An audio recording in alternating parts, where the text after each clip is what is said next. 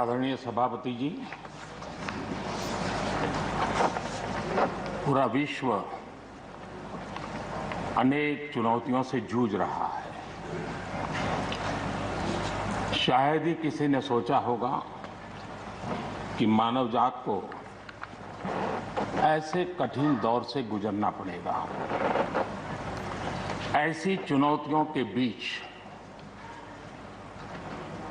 इस दशक के प्रारंभ में ही हमारे आदरणीय राष्ट्रपति जी ने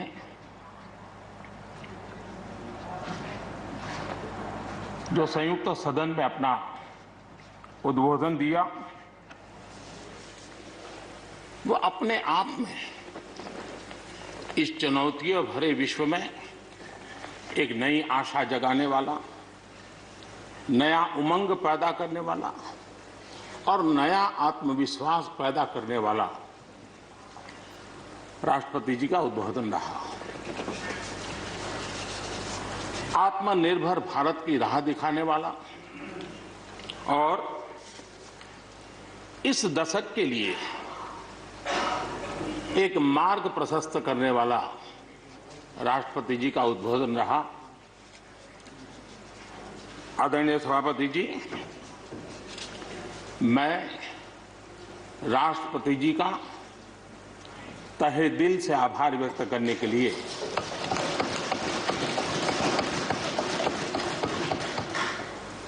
आज आप सबके बीच खड़ा हूं।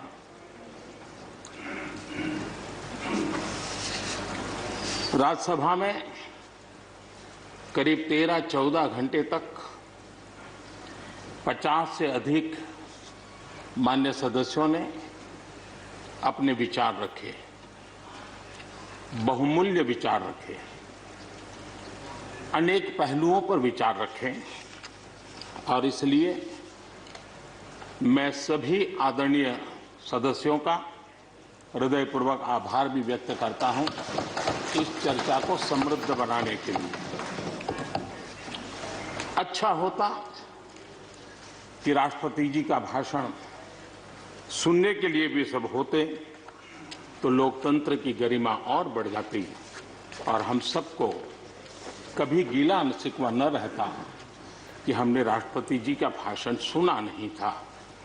लेकिन राष्ट्रपति जी के भाषण की ताकत इतनी थी कि न सुनने के बावजूद भी बहुत कुछ बोल पाए।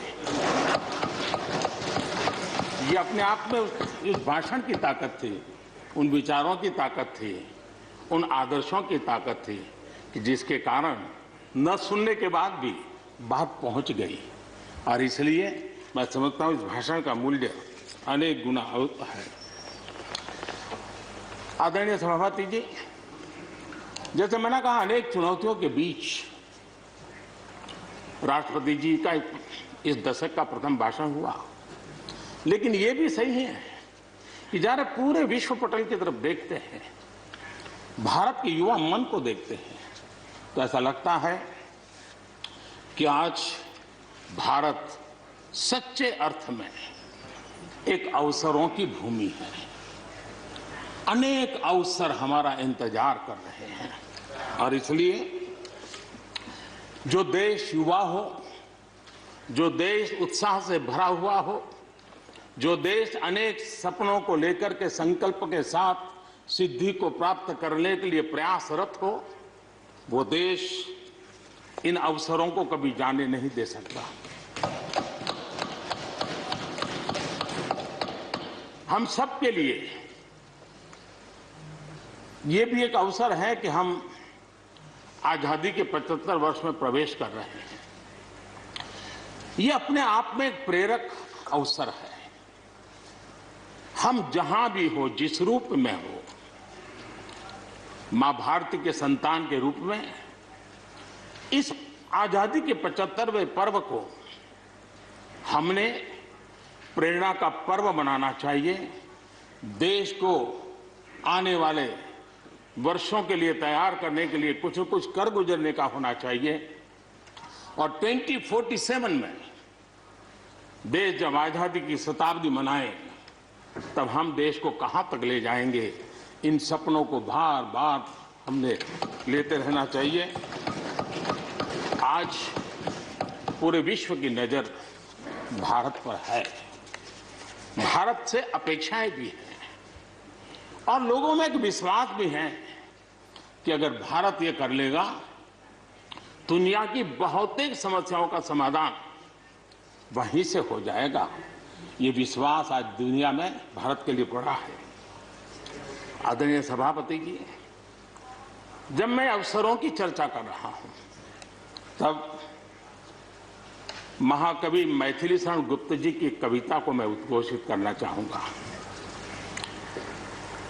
गुप्त जी ने कहा था, अवसर तेरे लिए खड़ा है, अवसर तेरे लिए खड़ा है, फिर भी तू चुपचाप पड़ा है। अवसर तेरे लिए खड़ा है, फिर भी तू चुपचाप पड़ा है। तेरा कर्म क्षेत्र बड़ा है, तेरा कर्म क्षेत्र बड़ा है, पल पल है अनमोल, पल पल है अनमोल। अरे भारत उठ, अरे भारत उठ, आंखें खोल। ये मैथिली शरण गुप्त जी ने कहा था। लेकिन मैं सोच रहा था, इस कालखंड में 21वीं सदी के आरंभ में अगर उनको लिखना होता तो क्या लिखते। मैं कल्पना करता था कि वो लिखते